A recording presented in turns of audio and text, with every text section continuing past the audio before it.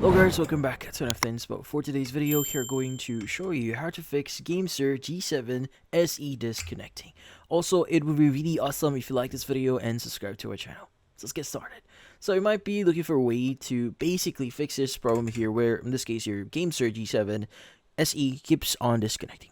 Now the thing with this one is usually it's because of a hardware issue.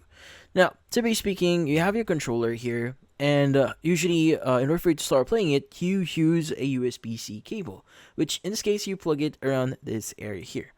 Now, what you need to do here is if you're using the original cable for the GameSir G7 SE, well, it's not that, in this case, great quality. So it means that the problem itself might be the connection or the USB-C cable that you're using that you play with your GameSir G7.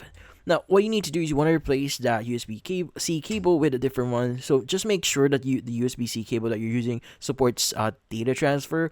But yeah, so in this case, try using a different USB-C cable here and see if that actually helps. Now, it's going to be a lot better if you use a high quality one, which in this case, if you use like a low quality one, in this case, great chances here is you might experience disconnections here because again it might be loose in here, but typically good quality or high quality USB-C cables are snug fit inside the actual port here. But in this case, that's about it.